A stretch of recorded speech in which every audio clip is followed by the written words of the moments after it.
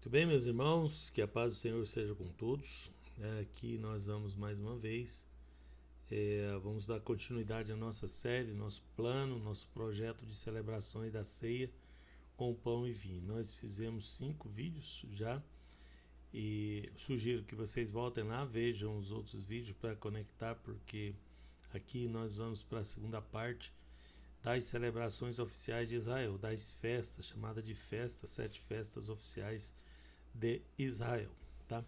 Então, agora que vocês já sabem, já têm uma noção mais completa de como é que funciona, vamos ver isso daqui. Vejam, nós temos aqui as celebrações, eu coloquei uma linha vermelha aqui, e vocês vão ver ali 1, 2 e 3, com base em Êxodo 23, 14, 3 vezes ao ano me celebrareis festa. Vocês se lembram nos vídeos anteriores que isso daqui é um ano profético, né? Mas Deus mudou a data do início do ano para o mês de abril, né? A Bíblia, o Nissan, para primeiro encontro, né? Então o número 1 lá é no início do nosso ano profético, tá? Esse número 1 corresponde às 3 primeiras celebrações, que são a Páscoa, pães asmos e primícias, essas 3 juntas, seguidas um dia para o outro, tá? Na segunda, né, é a celebração do Pentecostes, que nós vimos também junto com na parte 1. No nosso ano profético, então lá para o mês de setembro, mais ou menos, faltando um pequeno período para terminar o ano, nós temos a terceira celebração, que é essa que nós vamos ver hoje, que são a parte escatológica, a parte de últimas coisas, tá? Então, o que sobra, né, do ano aí é o milênio, né, que a gente vai ver aqui nesse vídeo, tá? Então, do item primeiro lá até o item 3, se passaram ou vão se passar, porque ainda não terminou, mais ou menos 2.000 anos, né, passando um pouquinho de 2.000 anos. E que é do corte do ungido, né? Então vai chegar ali próximo de 2.000 anos. Do item 3, que são as últimas celebrações do ano profético, para adiante ainda falta 1.000 anos, que é o milênio onde Cristo vai reinar, e que a gente vai ver aqui nesse vídeo como é que funciona e por que nós temos que celebrar, tá bom? Veja, nós celebramos então no item 1 a obra perfeita, né? Com a morte e a ressurreição de Jesus, né? No item 2 nós vimos a igreja e o Espírito Santo, que é a celebração do Pentecostes, e aqui nós vamos ver hoje. Eu queria só lembrar vocês que ali nós temos as celebrações no tempo, tá? Que elas no passado, todas essas celebrações são como memorial, para a gente se lembrar do que viria a acontecer depois. Então lá no passado morria o cordeiro, né? Aquele cordeiro ficava guardado em memorial, não se esqueçam disso. No presente, essas celebrações são a comunhão, né? A comunhão da igreja nos une em torno da comunhão. E no futuro, elas são a nossa esperança do que vem o cumprimento depois, especialmente hoje que nós vamos ver as celebrações futuras, que é a última parte que está para frente de nós. Então aí está a esperança aí nas nossas celebrações, tá? Eu queria repetir com vocês, né, uma coisa importante. Nós celebramos alguma coisa, né? Então, como eu ensinei para vocês lá atrás, a gente não louva um hino, né?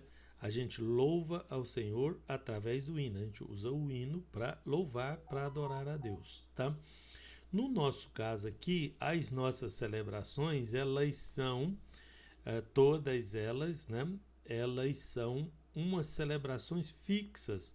Então, quando a gente se reúne para celebrar a ceia, né, a gente não celebra a ceia em si. A gente celebra alguma coisa, mas utiliza a ceia do mesmo jeito que a gente faz com a outra lá, tá? Então, o que comemoramos? Quando reunimos e comemos o pão e tomamos o cálice, o que nós estamos anunciando, o que nós estamos celebrando ali, tá?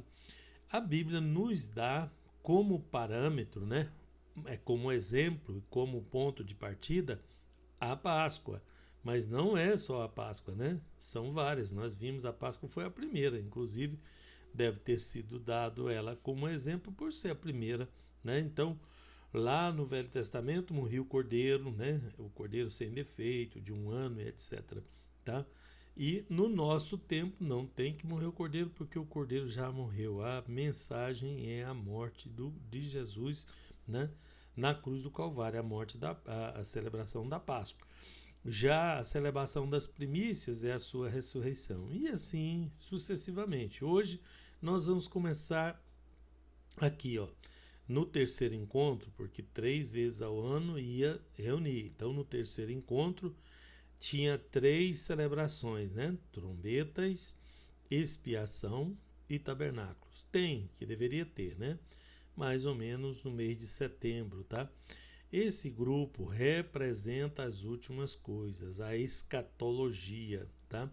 Iniciando com o arrebatamento da igreja, que é a celebração das trombetas, e terminando com o milênio, que é os tabernáculos, tá? Eu já lembrei vocês do significado no tempo, né? Então vamos para a primeira celebração desse último grupo, que é das trombetas.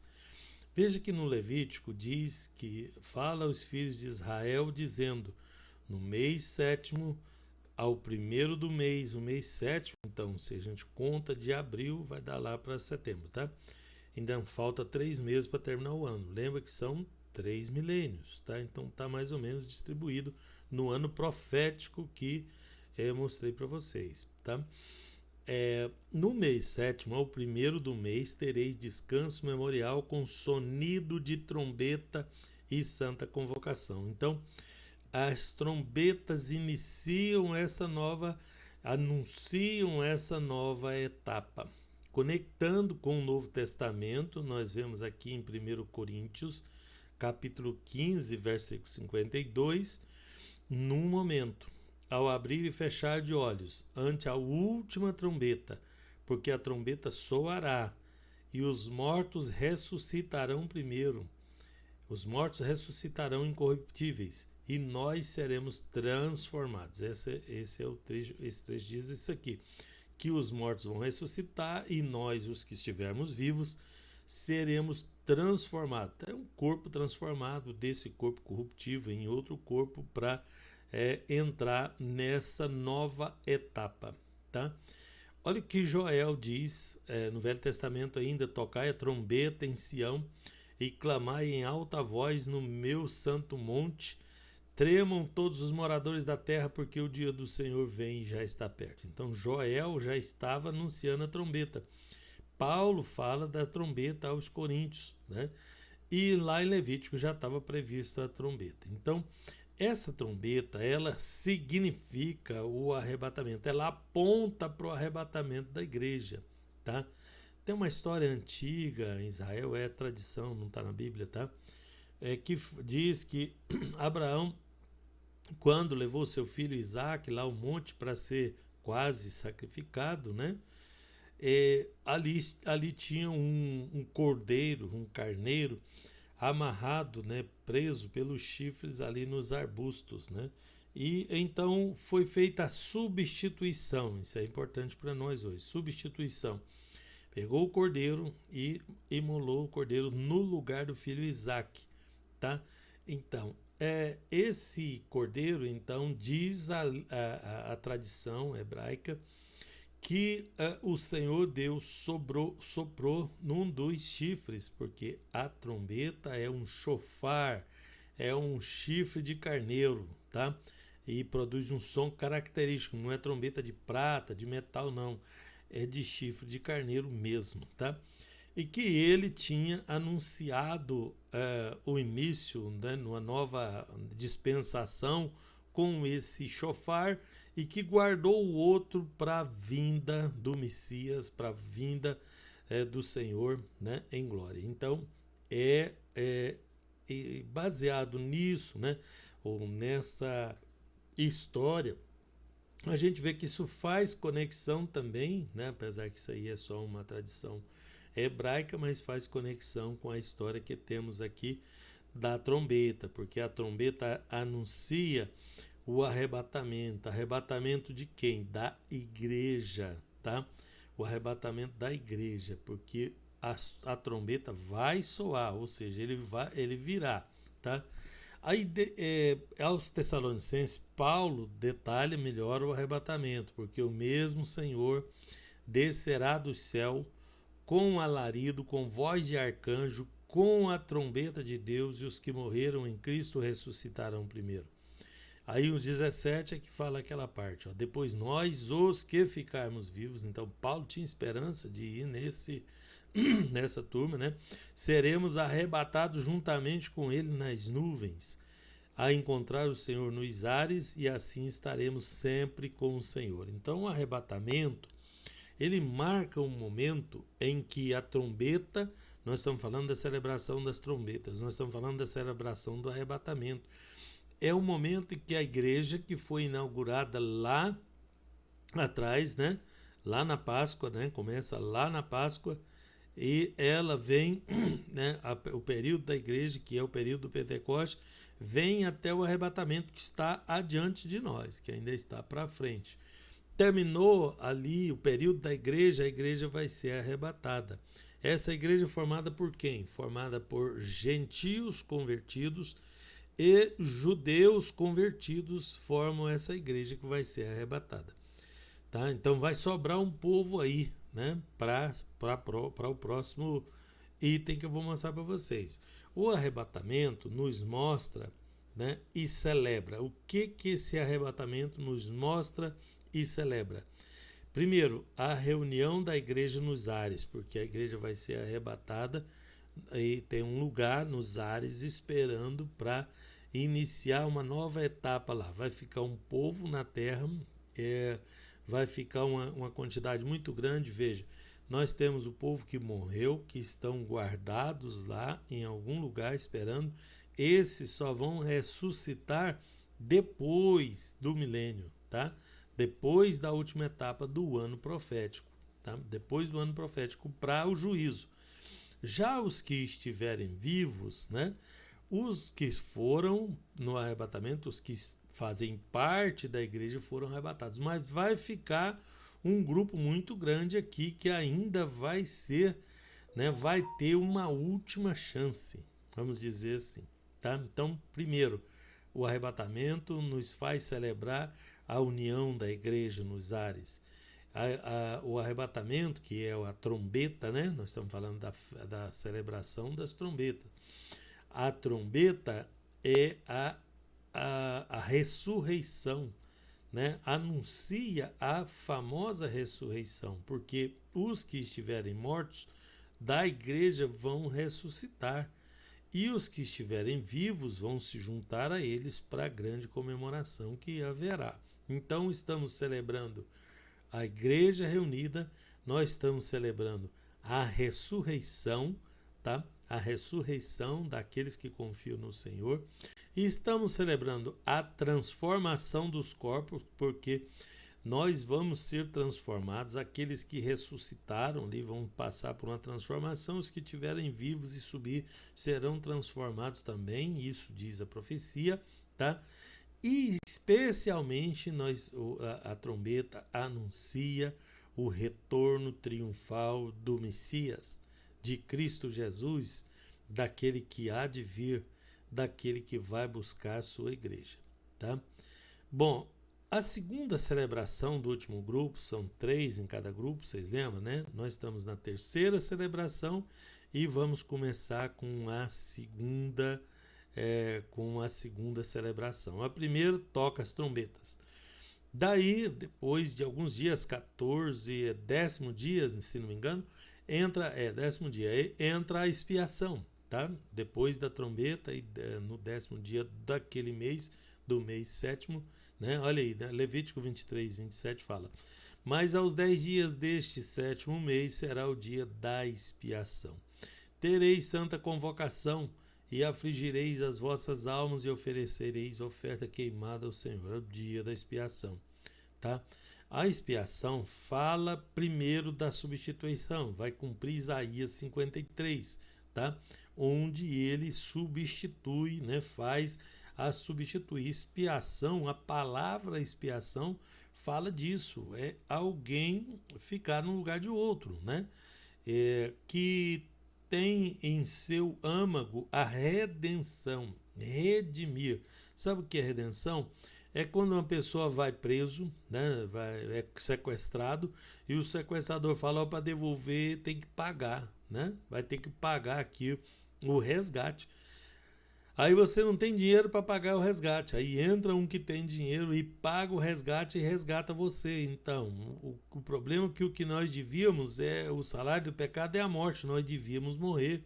Nós não tínhamos como pagar, né? O que deveríamos dar a Deus é o nosso sangue, porque fizemos o que é errado. Mas aí vem o Jesus e fez a expiação através da redenção. A expiação foi a substituição, ele entra no nosso lugar e nos redime, e nos resgata, né? E paga o resgate, tá?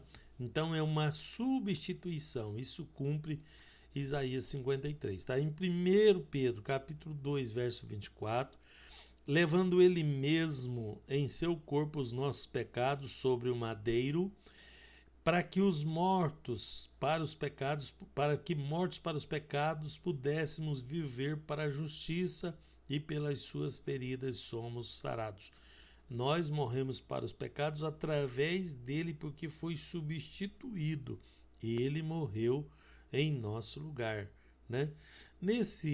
Essa celebração inclui também a tribulação, porque a tribulação, o contrário do que parece ser, é um momento de despertamento, né?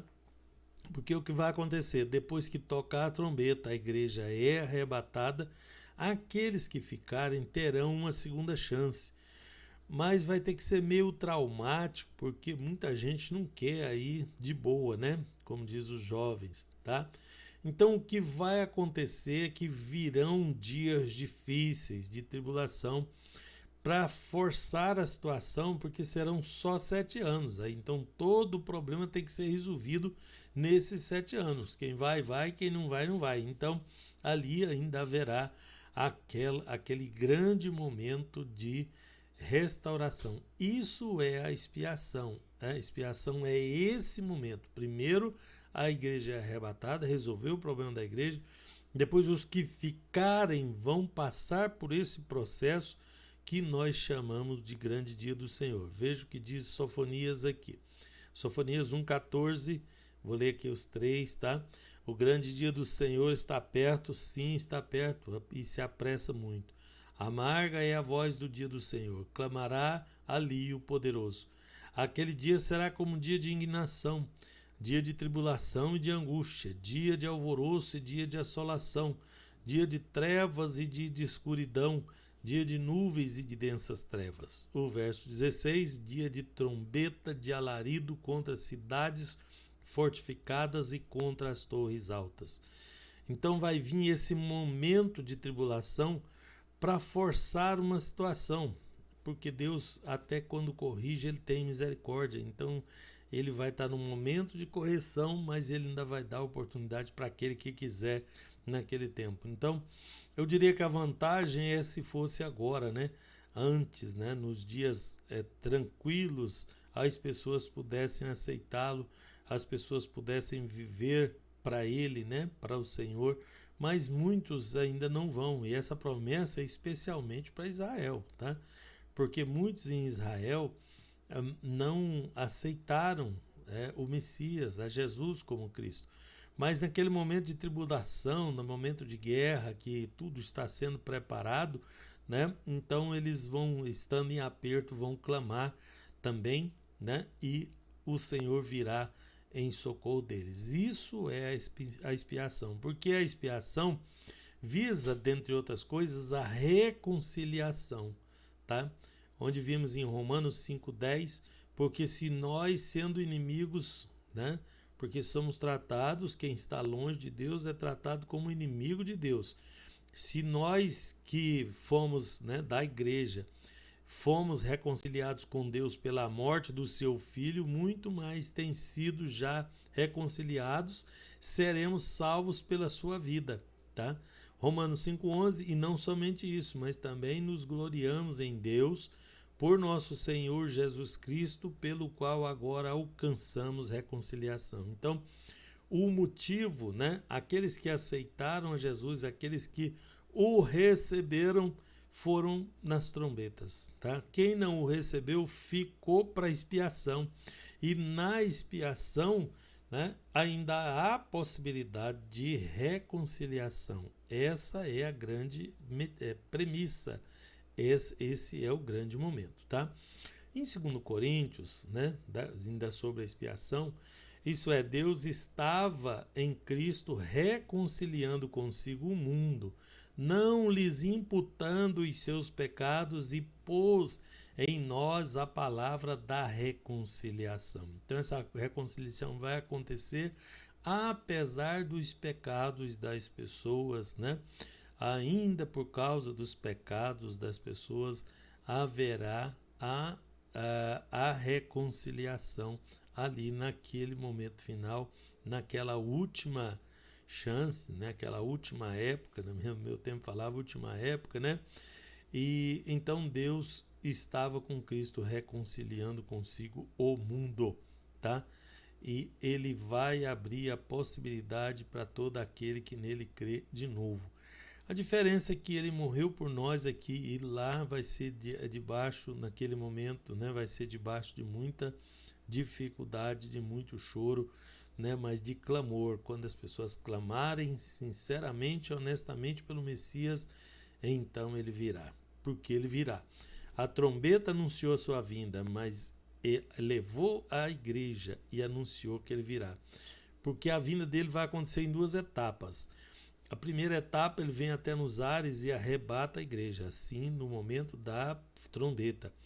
Durante a expiação vem o problema e a dificuldade. No final da expiação é que ele virá com poder e grande glória. Depois desses 7 anos, o povo clama, aqueles que confiam nele vão chamar por ele, e ele vai vir em socorro dessas pessoas.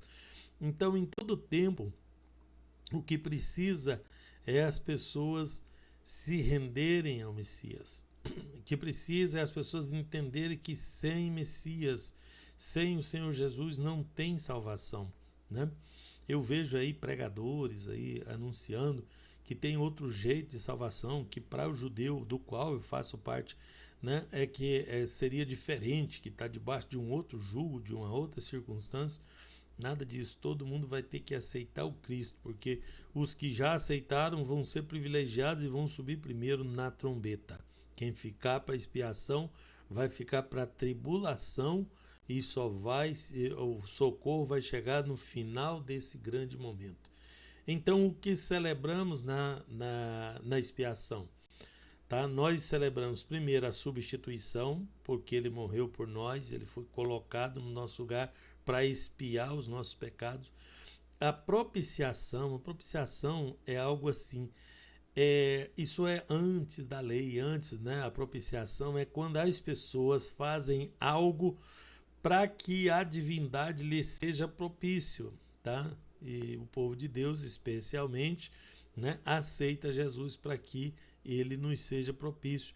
Eles faziam isso para que aqueles deuses bravos, né, pudessem aplacar sua ira contra eles, e era chamado isso de propiciação, é que os deuses lhe fossem propícios. E o nosso acontece que Jesus morreu por nós e foi na substituição, né? E aí na propiciação, nós fazemos propiciação pela fé. A nossa fé em Jesus é que faz com que ele nos seja propício, porque todo o pecado, todo o problema do pecado foi resolvido na cruz do Calvário. Então o pecado que ficou, o maior pecado que existe, o maior problema que existe do homem ainda estar inimigo de Deus, é rejeitar essa substituição, rejeitar essa propiciação oferecida, tá? Então, na expiação, nós estamos celebrando que há possibilidade ainda de um reconcílio para aquelas pessoas, então anunciamos o perdão, então anunciamos a purificação, então anunciamos a restauração do ser humano, restauração inclusive do relacionamento com Deus, porque os nossos pecados nos separam de Deus, tá? De modo que Deus não nos ouça, tá? Então precisa haver uma restauração e uma reconciliação aí. E na expiação nós anunciamos e celebramos isso. Essa celebração acontece no 7º mês do ano profético, tá? No 7º mês, veja o que vai acontecer para frente, tá? Então isso aponta para o arrependimento final de Israel. Na verdade, esse período foi criado para Israel. Eu nem posso, em verdade, afirmar para vocês que existe possibilidade para o gentio, por exemplo, de reconciliação nesse momento de expiação, porque a chance e a oportunidade mesmo do gentio é na igreja, né? Na igreja sim, ele pode ir, mas na expiação eu não posso afirmar. Eu espero que tenha, porque Deus até quando corrige, ele é misericordioso, mas biblicamente não tem como eu dizer para vocês que alguém que não nasceu de Israel vai ter segunda época nesse momento de reconciliação, expiação, purificação de Deus, que é isso que nós estamos celebrando. Por que celebramos isso? Para nos lembrar, para ter esperança. Lembra que eu falei para vocês que tudo se conecta? Que essas celebrações nos dá esperança, nos mostra a esperança para os dias vindouros, tá? E para o arrependimento da humanidade inteira diante de Cristo, tá? Então é isso que celebramos.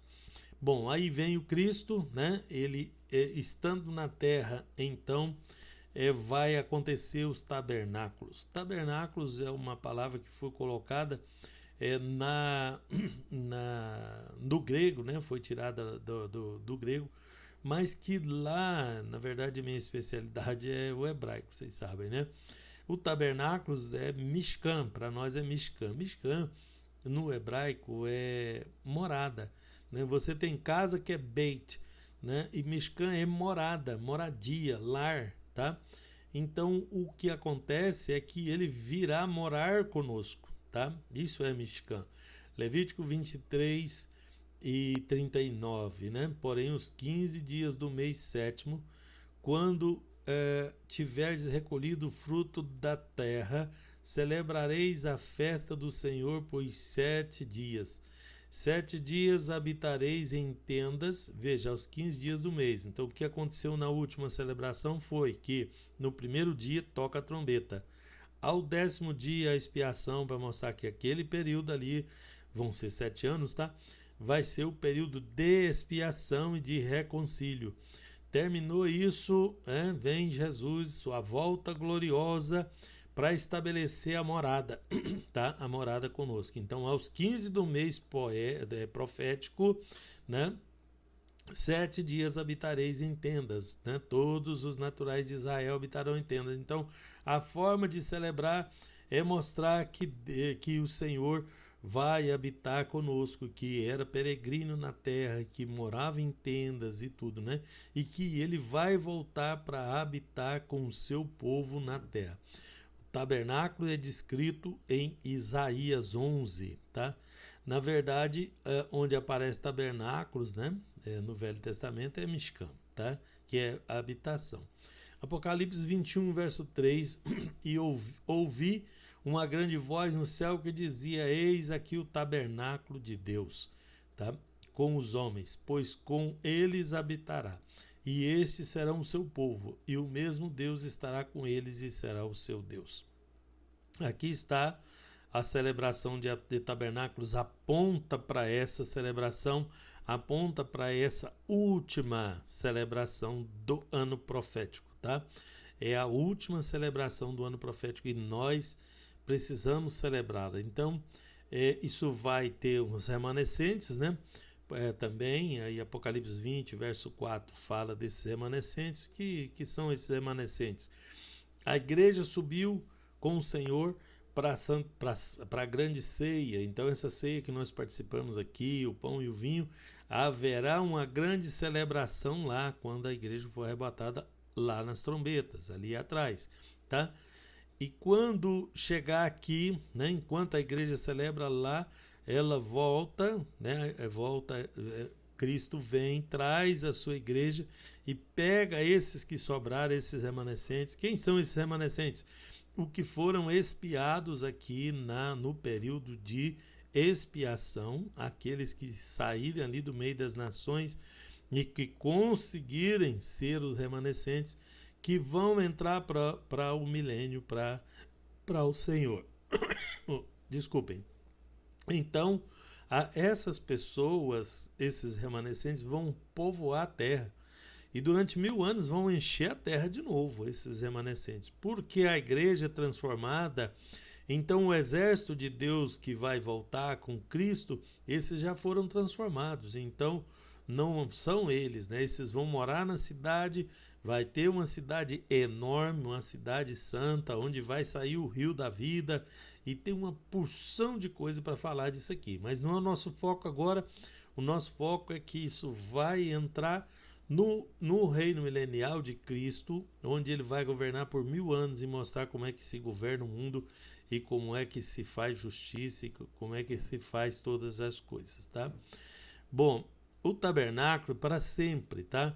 O Salmo 61, verso 4 diz assim: habitarei no teu tabernáculo para sempre, abrigar-me-ei no esconderijo das tuas asas. Então, enquanto houver tempo, né, e esse tempo vai acabar, porque a marcação de tempo, né, vocês sabem, eu já falei disso também, Deus é atemporal, ele é fora do tempo.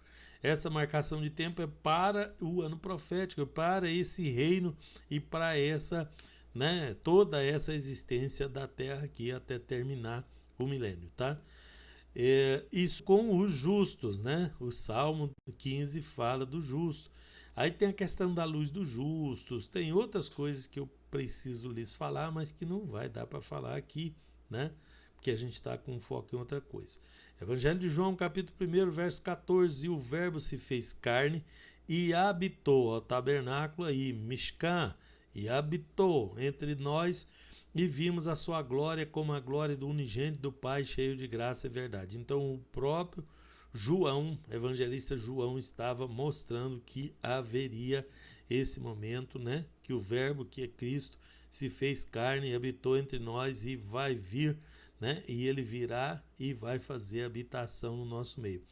Lembra vocês que os tabernáculos lá no deserto, o tabernáculo era morada. Então Deus se manifestava dentro do tabernáculo, no Kadosh Kadashim, que é o Santo dos Santos. Ali era a presença de Deus no meio do povo. Então a presença de Deus naquele tabernáculo apontava para esse tabernáculo que vai se cumprir na vinda do Messias, que é o que celebramos, na verdade, tá bom? Então, nos tabernáculos, o que nós celebramos? A restauração final. O que mais nós celebramos? A habitação de Deus entre nós, entre os homens, porque Jesus virá para habitar conosco e governar por 1000 anos, tá? A alegria do reino vindouro, porque essa esperança nos dá uma alegria muito grande da vinda do Senhor e tirar toda essas maledicências que nós vemos por aí. E a plenitude da colheita, tá? A plenitude da colheita final. E por fim, a manifestação visível do reinado do Messias, descrito na Bíblia pelos profetas, tá? Zacarias 14, 16, 17 diz que a nação que não celebrar tabernáculos não vai receber a chuva. A nação que não fizer as celebrações do Senhor vão ficar fora dessa situação. Isso daqui é uma profecia futura. Mas veja, ele estabeleceu para nós que nós celebrássemos, e em muitos pontos o povo de Deus tem esquecido as celebrações, em muitos pontos tem negligenciado as formas de se chegar a Deus, né? Então nós temos a forma de nos chegar a Deus agora, como eu mostrei para vocês, no momento de comunhão, no momento em que nós estamos vivendo, no momento profético que nós estamos vivendo. Isso tudo Deus me revelou na palavra, porque Deus especialmente para mim, especialmente para mim, né? Não para vocês. Deus fala comigo através da palavra e me revela na palavra. E o que Deus me revelou eu estou passando para vocês, tá? E tenho muitas sugestões para dar aqui de como fazê-lo, tá? Mas no último vídeo eu vou falar de como nós deveremos celebrar, como deveria ser as nossas celebrações, onde foi que o povo errou, onde foi que as coisas deu errado aí e que pode ser restaurado e pode ser consertado.